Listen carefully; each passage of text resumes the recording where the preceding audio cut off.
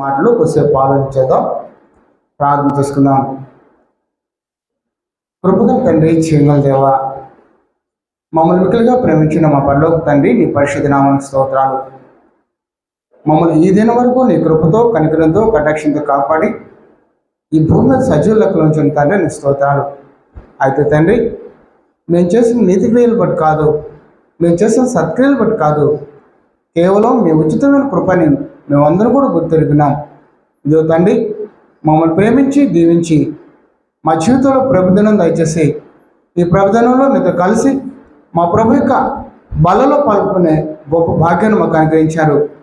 నీ అమూల్యమైన సందేశాన్ని గొప్ప అవకాశాన్ని అనుగ్రహించారు.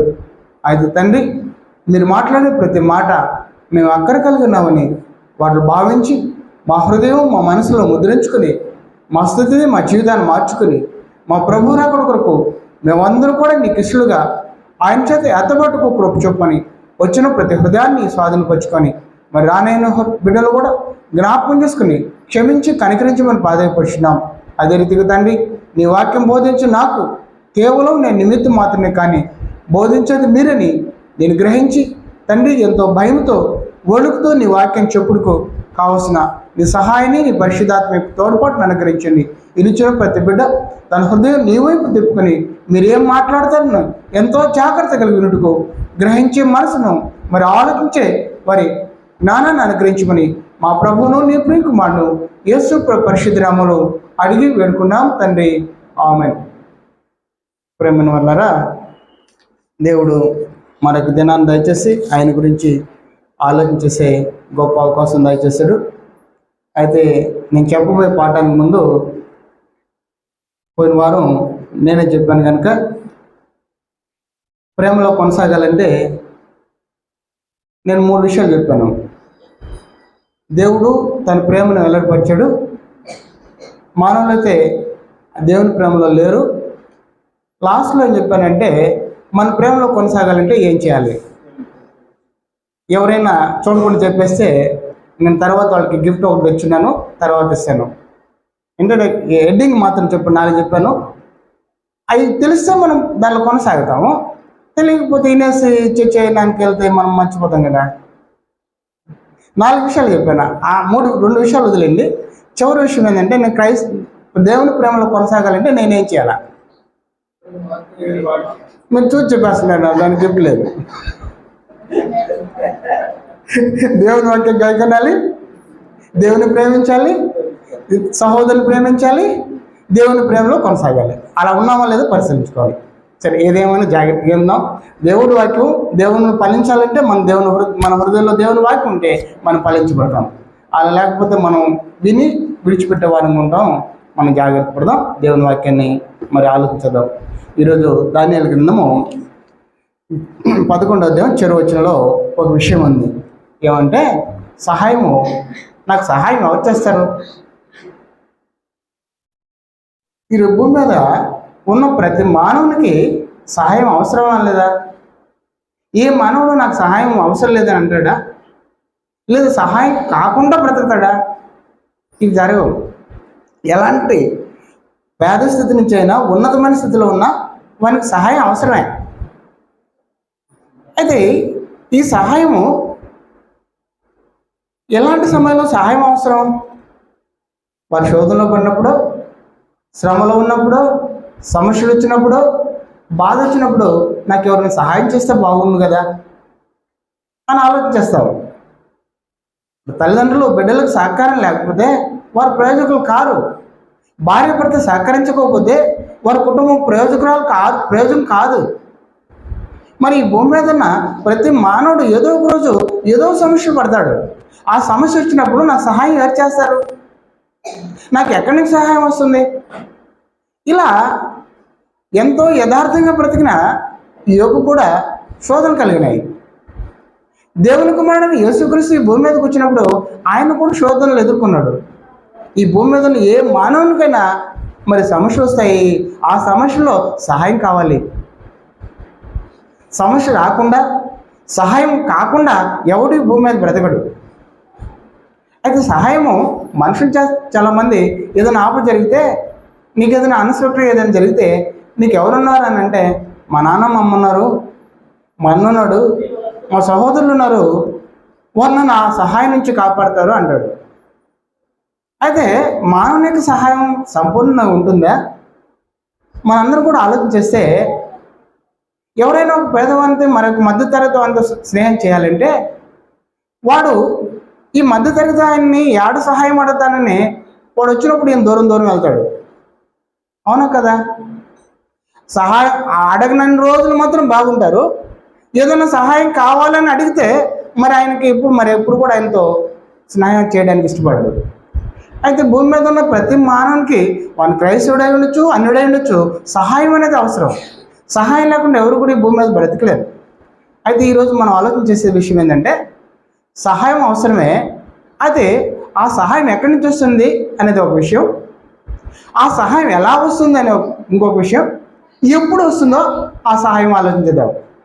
సహాయం అవసరం, సహాయం ఎలా వస్తుందో, ఎప్పుడు వస్తుందో, ఎవరిస్తారో ఆలోచించేద్దాం. మొదటి విషయము, సహాయము ఎక్కడి నుంచి వస్తుంది? సహాయం ఎక్కడి నుంచి వస్తుంది? ఇది మొదటి విషయం. కీర్తనలు 60వ అధ్యాయము 11వ వచనం.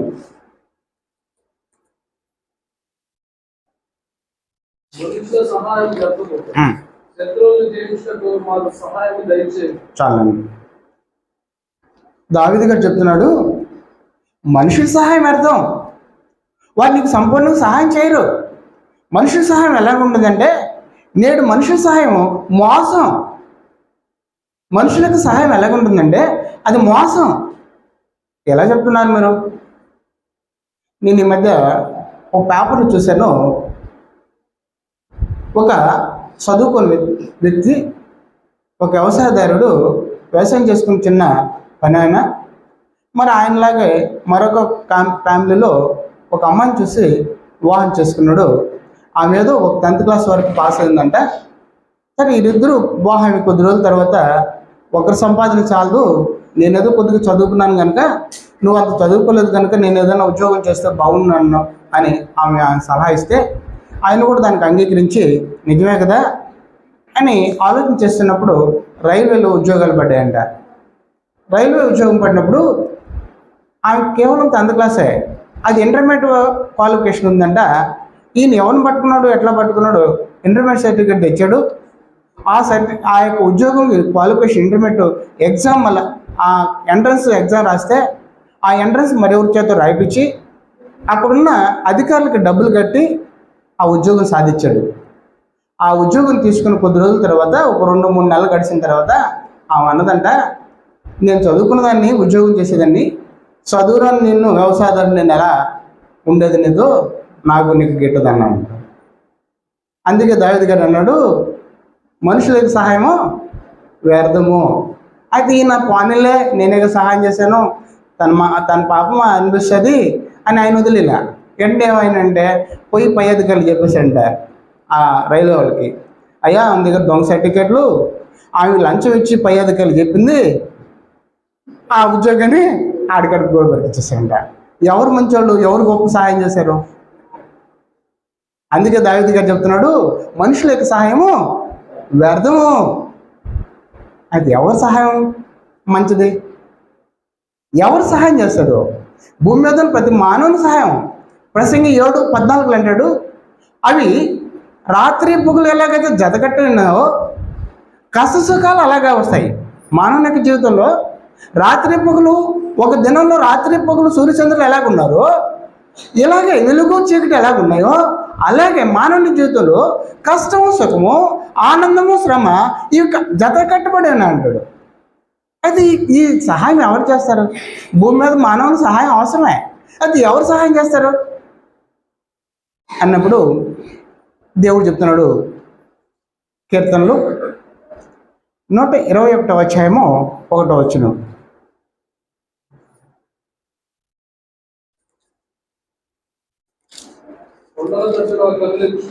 నాకు సహాయం ఎక్కడి నుండి వచ్చును? యెహోవా వల్లనే నాకు సహాయం కలుగును. చాలండి. ఎక్కడి నుంచి వస్తుందంట? యెహోవా వల్లనే నాకు సహాయం వస్తుంది. నేను కొండల తట్టు నా ఎన్ని కన్నెలెత్తిదే నాకు సహాయం చేయరు. దావీదు గారు కీర్తనకారుడు చెప్తున్నాడు, మానవునికి సహాయము వ్యర్థము. అయితే నాకు సహాయం ఎక్కడి నుంచి వస్తుందంటే యెహోవా యొద్ద నుండే. ఆయన ఇచ్చే సహాయం నాకే, అదే నాకు శాశ్వతం. మానవునికి సహాయం పౌర్పను కాదు. అది మధ్యలో నేను మరీ వారిని ఏదైనా ఇబ్బంది పెడితే, మరీ నాకు అక్కర ఎక్కువైతే వారిని నన్ను దూరం అయిపోతారు. అయితే దేవునికి సహాయము శాశ్వతం. ఆ సహాయం ఎలాగుంటుంది? కీర్తనలు 37వ అధ్యాయము 25, 26.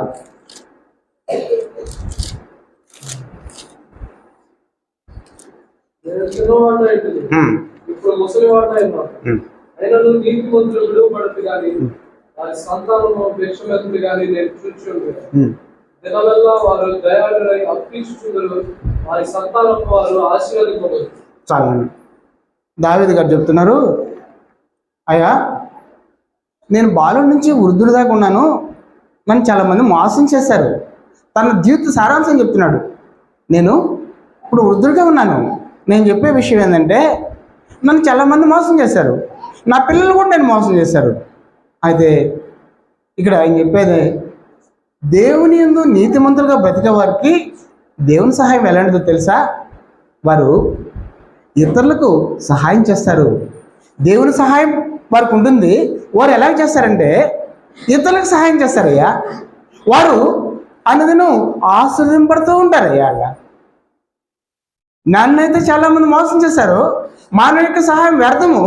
అయితే నేను చెప్తున్నాను, నేను తెలుసుకున్న సారాంశం ఏంటంటే, నేను బాలుడి నుంచి వృద్ధుడిగా నేను ఆలోచించేసిన నా జీవితంలో జరిగిన విషయాలు ఏంటంటే, నన్నైతే అనేక మంది మోసం చేశారు. అయితే దేవుని సహాయం నీకు చేస్తే, దేవుని సహాయం ఎవరికి చేస్తాడంటే నీతిమంతులుగా విశ్వాసంతో దేవునికి లోబడి దేవుడే నాకు సహాయం ఆయన మీద ఆధారపడి బ్రతికేవారికి దేవుని సహాయం ఎలాగుంటుందంటే వారు ఇతరులకు సహాయం చేస్తారు. వారు అనుదినం ఎలాగంటే దయాళత్వం కలిగి ఇతరుల పట్ల దయ కలిగి ఆపదలను వారికి వారు సహాయం చేస్తారయ్యా. వారిని దేవుడు ఏం చేస్తాడు? వారి పిల్లల్ని ఆశీర్దిస్తూ ఉంటాడంట. దేవుని సహాయం ఎలాగుంటుంది? ఇతరులకు సహాయపడేటట్లు ఉంటుంది, నీవు ఆశ్చర్యపడేటట్లు ఉంటుంది. అందుకే దావీదు గారు అంటాడు, నువ్వు మనుషుల సహాయం కోరబాక, దేవుని సహాయము దేవుడు మాత్రం సహాయం చేయగలడు. యెహోవాయే నాకు సహాయం. ఆయన సహాయం ఎలాగుంటుందంటే నువ్వు ఆశ్చర్యపడతావు, నువ్వు ఇతరులకు సహకారిగా ఉంటావు. మొదటి విషయం చెప్పాను, ఎక్కడి నుంచి సహాయం వస్తుంది? యెహోవా వల్లనే. ఆ సహాయము నీవు పొందుతావు, ఇతరులకు సహాయం చేస్తావు, నీవు ఆశీర్వదింపడతావు నీ కుటుంబం. అయితే ఎలా వస్తుంది? నేను 3 విషయాలు చెప్తాను అన్నాను. ఒక విషయము ఎక్కడి నుంచి వస్తుందో చెప్పాను. అయితే ఇప్పుడు ఎలా వస్తుంది? దేవుని యొక్క సహాయము, దేవుడైతే యెహోవాయే నాకు సహాయం అన్నాడు అని దావీదు గారు చెప్పాడు. మరి కీర్తనకారుడు చెప్పాడు. మనందరూ కూడా అలాగే అనుకుంటున్నాం. అలాగే దేవుని సహాయం లేక మనం ఎవరు కూడా ఈ భూమి మీద బ్రతకలేము. అయితే ఆ సహాయం ఎలా వస్తుంది? ఎఫెసీయులకు రాసిన పత్రిక 3వ అధ్యాయము 20వ వచనం.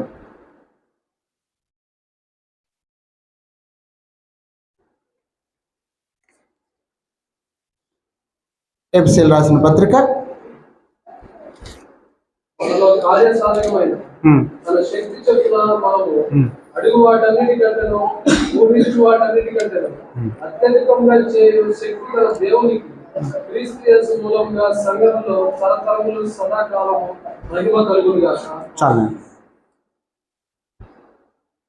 ఎలా వస్తుందా దాని కింద ఇక్కడ దేవుడు చెప్తున్నాడు, నీవు అడిగే వాటికంటే నీవు ఊహించే వాటికంటే అత్యధికంగా ఇస్తాడంట. నువ్వు అడిగే వాటికంటే ఊహించే వాటికంటే అత్యధికంగా ఇస్తాడంట. అయితే ఎలా సాధ్యం? అలాగెవరైనా అలాగే దేవుడు ఏమైనా చేశాడా? అలాగే ఎవరికైనా సహాయం చేశాడా? ఎవరన్నా ఈ గ్రంథంలో అలా సహాయం పొందిన వారు ఉన్నారా? ఈ చెప్పిన మాటకి ఇప్పుడు చదవబడిన లేఖనానికి సరిపోయేటట్లు ఎవరైనా ఉన్నారా? ఉంటే మొదటి రాజులు 17వ అధ్యాయంలో మనం చదువుకుంటే అదే విషయాన్ని ఇక్కడ లోక సువార్త 4వ అధ్యాయము 26వ వచనంలో పోల్ చేస్తున్నాడు. మొదటి రోజులు 17వ అధ్యాయంలో ఉన్న ఇన్ఫర్మేషన్ని అదే విషయాన్ని లోక సువార్త 4వ అధ్యాయము 26వ వచనంలో ఏం చెప్తున్నాడో చూద్దాం. ఎలా సహాయం చేస్తున్నాడో చూద్దాం. ఏలియా దినములందు ఉమ్, 6 నెలలు ఉమ్, ఆకాశం మూయబడి దేశమంతటా గొప్ప కరువు సంభవించినప్పుడు ఉమ్, ఇశ్రాయేలులో అనేక మంది విధవరాలుండినను ఏలియా సీదోనులోని సారెపతు అనే ఊరిలో ఉన్న ఒక విధవరాలి వద్దకే గాని మరి ఎవరి వద్దకు పంపబడలేదు. చూడండి, దేవుని సహాయం ఎలా ఉంటుందని చెప్పాను, ఎలా వస్తుందని చెప్పాను. అడుగు వాటికంటేనో ఊహించే వాటికంటే అత్యధికంగా ఇస్తాను అన్నాడు. ఇక్కడ మనం చదువుకునేది ఏంది? విధవరాలు గారు సీదోను ప్రాంతంలో సారేపతి అనే గ్రామంలో ఒక విధవరాలు ఉందంట. ఆ విధవరాలు మనందరం కూడా ఆలోచించేస్తాం. సంఘంలో ఇవ్వాలంటే ఎవరికైనా ఏదన్నా సహాయం చేయాలంటే ఎవరికి చేస్తాం? మనం ఎవరిని గుర్తిస్తాం? ఎవరైతే విధవరాలు ఉన్నారో వారిని మొదటి ప్రాధాన్యత ఏంటంటాం. అవునా కదా?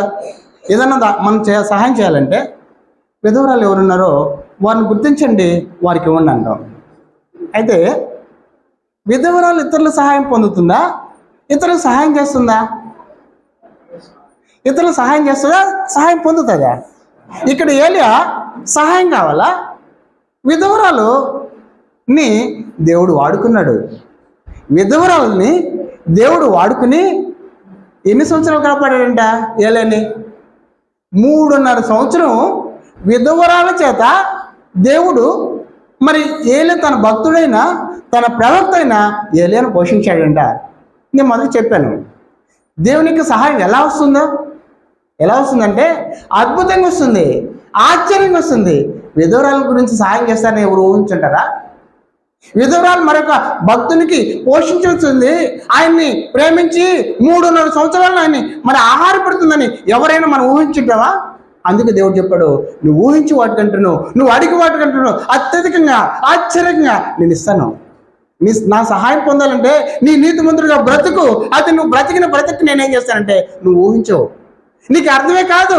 అది అద్భుతం, అది ఆశ్చర్యం. ఒక విధవరాల ద్వారా 3.5 సంవత్సరం ఒక భక్తుడిని, దేవునికి సేవకుడిని పోషించడం అంటే విధవరాలు సహాయం పొందాలి. ఆ సహాయం పొందే ఆ విధవరాల ద్వారా దేవుడు పోషించాడు. చూడండి, అద్భుతం. రెండో విషయం,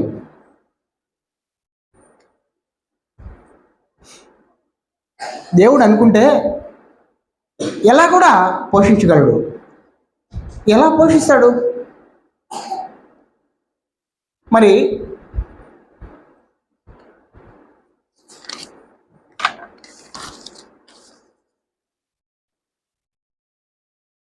మొదటి రాజులు 17వ అధ్యాయము 4వ వచనం.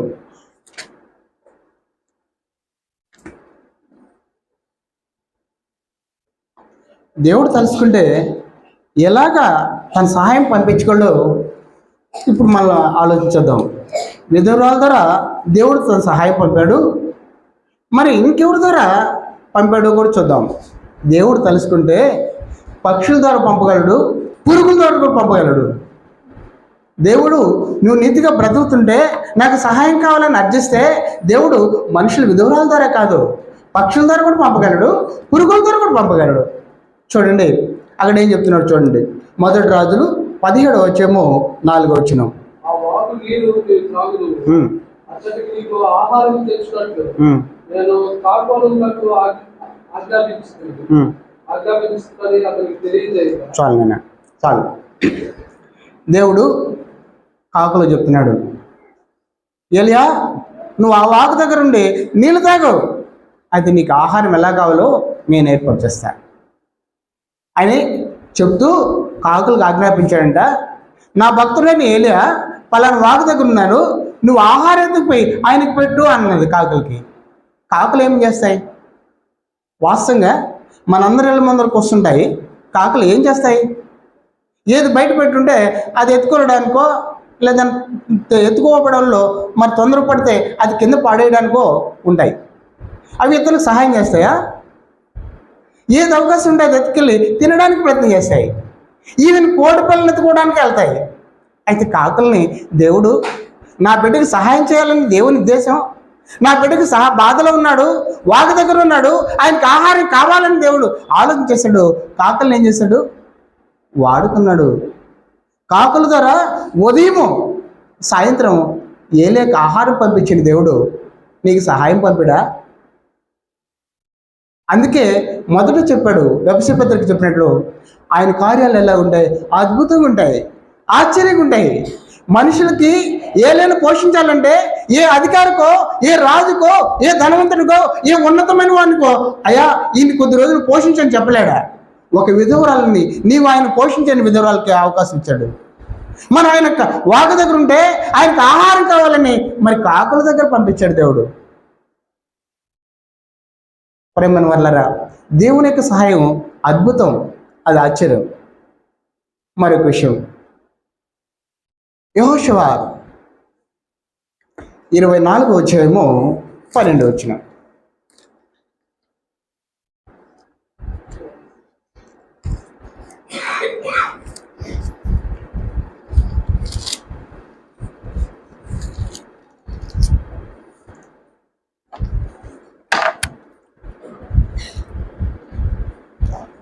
నూట 97 పేజీ నెంబరు.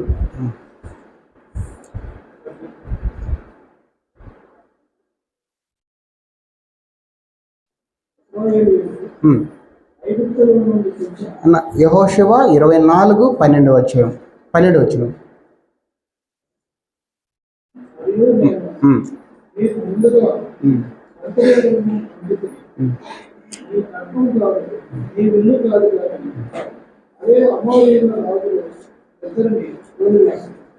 మీరు సేద్యం చేసి మీరు కట్టని పట్టణంలో మీరు వాటిలో నివసించుకుంటారు. ఇక్కడ పురుగుల ద్వారా కూడా సహాయం చేయగలిగాడు దేవుడు. ఎలాగంటే సందర్భం చెప్తున్నాను. దేవుడు ఇశ్రాయేల్ని ఐగుప్తు నుంచి తీసుకొచ్చి మరి ఎరుకో ప్రాంతం దగ్గరకు వచ్చేసారు. ఇంకా కొద్ది దూరం అయితే జస్ట్ కానాన్ చేరిపోతారు. ఆ ఎరుకో పట్టణం దాటితే ఎరుకో నుండి బయట వస్తే వారు కనాన్ చేరిపోతారు. ఆ సందర్భంలో దేవుడు వారికి ఒక ఆజ్ఞ ఇచ్చాడు. మీరు కనాన్ చేరకముందు ఈ ఎరుకో చుట్టూ ఈ గోడల చుట్టూ 7 రోజులు ప్రతి దినము దీని చుట్టూ మీరు తిరగాలని వారికి చెప్పాడు, ప్రదర్శించాలని. అయితే వాళ్ళు ఇంత దూరం అలసిపోయాము, మేము తిరిగి అరణ్యంలో ప్రయాణం చేసాము, మరలా వచ్చి రోజు దీని చుట్టూ తిరగమంటున్నాడు, ఇంత ఘోరము రోజు తిరగమన్నాడు 7 రోజులని వాళ్ళు అనుకొని దాన్ని ముగించలే. అయితే దేవుడు వారికి చెప్పాడు, మీరు దీని చుట్టూ తిరగండి అని. ఎందుకు చెప్పాడంటే అమోరీలు ఆ ప్రాంతంలో ఉన్నారు. ఆ ప్రాంతంలో వీరిని ఇబ్బంది పడతారు. ఇలా ఆ ఎరుకొని లోపల నుంచి పోవాలంటే వాళ్ళని చక్కగా మార్గాన్ని వారి మార్గాన్ని సరళం చేయడానికి వారికి ముందుగా కందిరీకులు పంపించి అమోరీలు 2 రాజులను ఆ ప్రాంతంలో చిన్న జనాలను మరి బలాఢ్యులను నాశనం చేశాయంట. కందిరీకులు తన ప్రజలకు ఎలాగ చేస్తాడు? అద్భుతం కదా. కందిరీకుల్ని నీ ఖడ్గం కాదు, మరి ఇశ్రాయేలు ఖడ్గం ఎత్తుకొని యుద్ధం చేయలే. అమోరీలు 2 రాజుల్ని ఏం చేశాడు? కందిరీకుల ద్వారా నాశనం చేశారు వాడు జనాన్ని.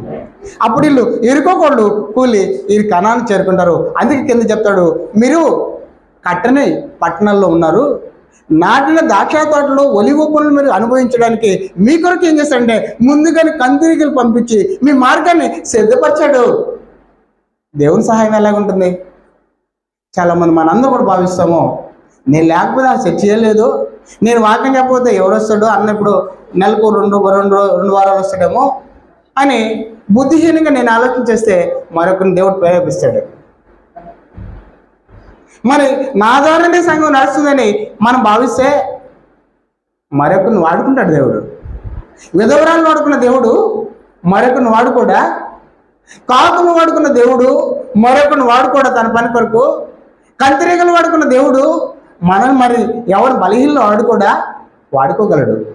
ఆ రీతిగా తన బిడ్డలకు ఎవరికి ఏ సహాయం కావాలో వారికి సహాయం చేయడానికి ఆయా సందర్భాల్లో ఎవరైతే వారికి అవసరమో వారిని వాడుకుంటాడు దేవుడు. ప్రేమని వాళ్ళరా, దేవుని సహాయము ఎక్కడి నుంచి వస్తుందో మనం ఆలోచించేసాం.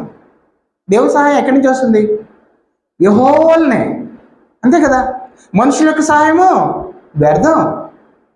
అయితే ఆ సహాయం ఎలా వస్తుంది? ఆశ్చర్యంగాను అద్భుతంగా వస్తుంది. నువ్వు ఊహించుండవు, మనమేం అడుగుతాం.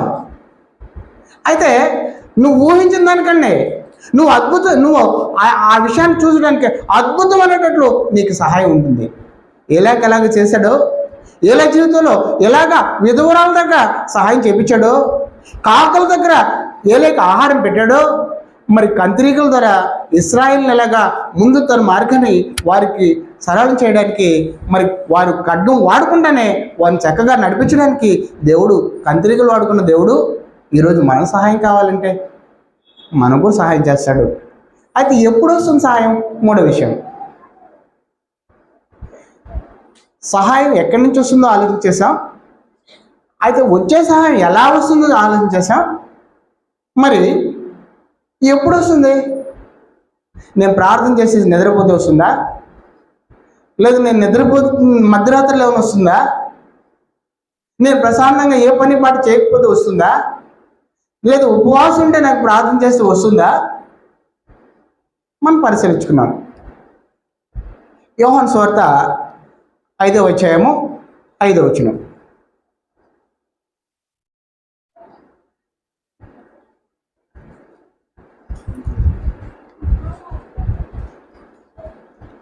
యోహాను సువార్త 5వ అధ్యాయము 5వ వచనం.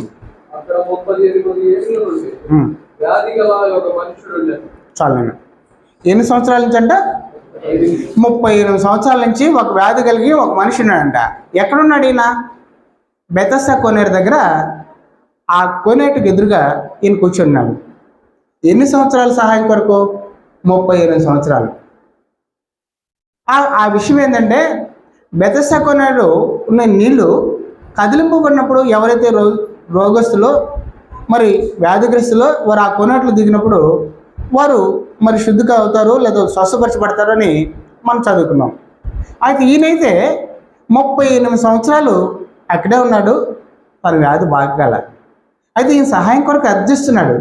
ఎవరు నాకు ఈ సహాయం చేస్తారా అని ఎదురు చూస్తున్నాడు. అయితే సహాయం ఎక్కడి నుంచి ఎప్పుడు వస్తుంది?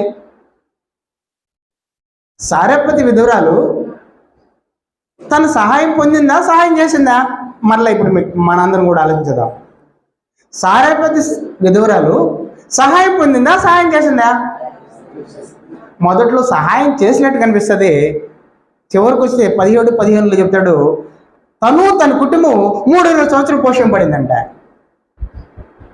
మొదట్లో విధవరాలైన సారెపతి స్త్రీ ఏలేకి ఒక అప్పం ఇవ్వమంటే, అయ్యా నేను ఈ పొలంలో ఏరుకున్న దేనికంటే పట్టిన పిండి బుడ్డులో కొంచెం నూనె, దీన్ని ఎత్తుకెళ్ళి నేను నా బిడ్డ ఒక అప్పలం చేసుకుని ఈ రాత్రి తిని రేపు చనిపోతానైనా, అంతే తప్ప మాకు ఎక్కడ ఆహారం లేదని ఆ ఏలేకి చెప్తే, ఆ ఏలే ఏమన్నాడంటే, మొదట నువ్వు ఒక్క అప్పలం తీసుకొచ్చి నాకు ఇయ్యి అన్నాడు.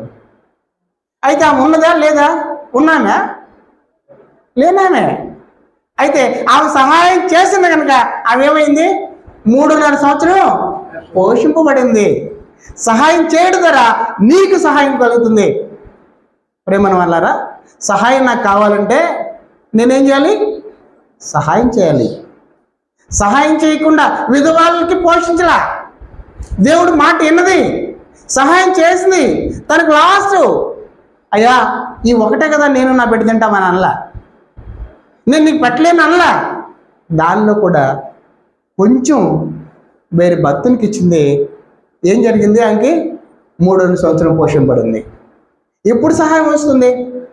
నువ్వు సహాయం చేస్తే, నేను సహాయం చేస్తే సహాయం వస్తుంది. ఎవరికి సహాయం చేస్తుందని? దేవుని పరిచారకుడికి, దేవుని మరి ప్రవక్తకి, దేవుని పరిచయకి ఆమె సహాయం చేస్తుంది. ఆమె 3 సంవత్సరం పోషణ పడింది. మరి ఏలేకి ఎందుకు సహాయం వచ్చింది? ఏలేకి దేవుడు అలా ఎందుకు సహాయం చేశాడు? మొదటి రాజులు 18వ అధ్యాయంలో 22వ వచనం చదువుకుంటే అక్కడ ఇశ్రాయేల్ రాజైన ఆహాబు ఏలియాని ఎతుకుతున్నాడు. ఆయన ఎతకని దేశం లేదు, ఎతకని రాజ్యం లేదు, ఆయన కనబడుతున్న నా దగ్గర రాకురండి అని ఆయన ఆజ్ఞ జారీ చేస్తున్నాడు. ఆ సందర్భంలో ఆయనకు ఎదురుగా పోయి ఆయన ఆహాబరాజు తన భార్య అయిన యెజెబెలు ఈ భూమి మీద ఉన్న దేవుని యొక్క యెహోవా ప్రవక్తలందరినీ కూడా చంపేసి ఉన్న పరిస్థితుల్లో ఈయన దేవుని పక్షాన ఒక్కడే పోయి నిలబడి 450 మంది బయలు ప్రవక్తల ముందర ఒక రాజు, అధికారం కలిగిన రాజు ఒక పక్షాన, 450 మంది మరి ఆయన యొక్క బయలు ప్రవక్తలు ఒక పక్కన, మరి ఒక్కడే దేవుని పక్షాన నిలబడిన ఏలియాకి దేవుడు ఏం చేశాడు? విధవల ద్వారా సహాయం చేయించాడు. మరి కాకుల ద్వారా ఆహారం పంపించాడు. ఏలియాకి ఊరికే సహాయం రాలా. 450 మందితో ఒక పక్షాన ఒక్కడే ఒక పక్క నిలబడితే రాజు 450 మంది పక్షాన ఉంటే ఈ బలహీనుడు వారితో పారిపోతాడా, ఉంటాడా? నా ప్రాణం సహితం అర్పించడానికి సిద్ధపడ్డాడు. అందుకే ఏలియాని మరి ఆ యొక్క దేశమంతా కరువుతో నిండిన మరి ఆ విధవరాల ద్వారా పోషించాడు. మరి వాగు దగ్గర మరి ఆయన ఒంటరిగా ఉన్నప్పుడు ఆయన కావాల్సిన ఆహారం దేవుడు సిద్ధపరిచాడు. కాకుల ద్వారా ఆహారాన్ని పంపించాడు. మరి ఏలియా దేవుని పని కొరకు ఏం చేశాడు? బయలు ప్రవక్తల్ని ఎదుర్కొన్నాడు. ఈ దేశ అధికారులైన, ఈ లోక అధికారులైన రాజును కూడా ఎదుర్కొన్నాడు. అందుకే ఆయనకు సహాయం వచ్చింది. లోకాసు వార్త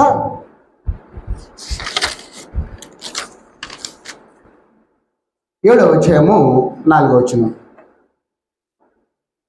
వారు యేసు వద్దకు వచ్చి, నీ వల్ల ఈ మేలు పొందుటకు అతడు యోగ్యుడు. చాలు. ఇక్కడ శతాధిపతి ఉన్నాడు, ఆయనకి సహాయం కావాలి. సహాయం చేసేది ప్రభు అక్కడ. అయితే సహాయం కావాలని సహాయస్తుడు అడగడం లేదు, కావాలని ఆయన అర్జించడం లేదు. నేను నీ సహాయం చేస్తాను నేను ప్రభువు చెప్పలే.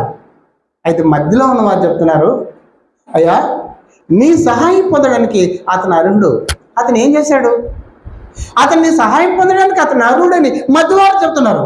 అయ్యా అతనికి సహాయం చేయండి అని అంటే ఆయన ఏం చేశాడంటే దేవుణ్ణి ఆరాధించుటకు సమాజ మందిరాన్ని కట్టించాడంట. ఆయన ఊరికి ఎవరికంటే వాళ్ళకి సహాయం రాదు. నువ్వు దేవుని పని చేస్తున్నావా? దేవుని సంఘ పరిచయం చేస్తున్నావా?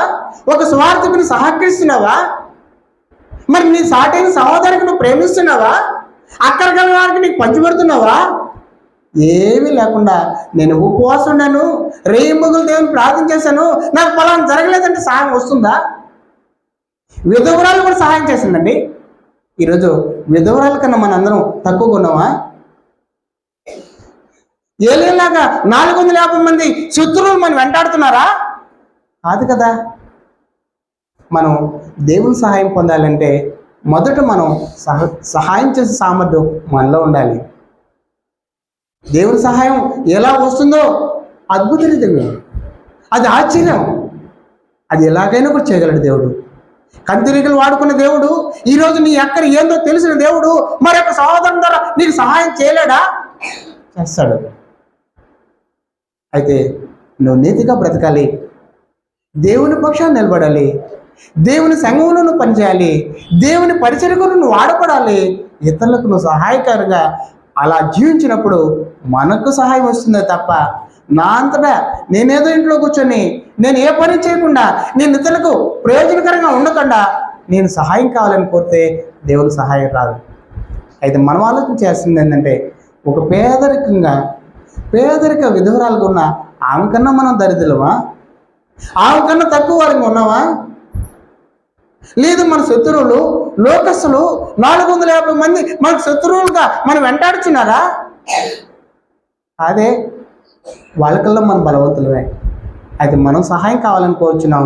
మన సహాయం పొందలేకపోవడానికి కారణం ఏంటంటే మనం దేవునికి ప్రయోజనకరంగా లేము. ఆ సామర్థ్యం మనలో లేదు. అందుకే మన సహాయం పొందలేకపోతున్నాం. ఈరోజు మనం సహాయం పొందాలంటే మనం ఏం చేయాలంటే మన ఇతరులకు సహకారంగా ఉండాలి. అప్పుడే దేవుడు మనకు సహాయకుడిగా ఆయనే యెహోవాయే నాకు సహాయంగా మనందరం చెప్పగలం. అలాగే దేవుడు మనందరూ కూడా సహాయం చేయగలడు. ప్రేమను వాళ్ళరా, మనం ఆలోచించేసింది సహాయం ఎక్కడి నుంచి వస్తుందంటే దేవుని యొద్దనే, యెహోవా యొద్దనే. ఎలా వస్తుందంటే ఆశ్చర్యం, అద్భుతం అది. మరి ఎప్పుడు వస్తుందంటే నువ్వు ఇతరులకు సహాయం చేసినప్పుడే, దేవుని పనికి నువ్వు వాడబడినప్పుడే నాకు సహాయం వస్తుందో తప్ప మన కాముగా ఉండి నాకు సహాయం కావాలి, నువ్వు రేయింబొగులు ప్రార్థన చేసినా, నువ్వు రాత్రి నిద్ర మేల్కొని చేసినా కూడా నీ ప్రార్థనకు సమాధానం దొరకదు. మనం చేయాల్సిన పని నీతిగా బ్రతికి దేవుని పలిచేకి దేవుని పిల్లలకు మన సహకారులుగా మనం ఉన్నప్పుడు దేవుడు మన ఎడల తన సహాయం చూపాలని ఈ కొద్ది మాటలు నాతో కలిసి ఆనందించిన మీ అందరూ కూడా ప్రభునామములో వందనాలు తెలుస్తూ ముగిస్తున్నారు.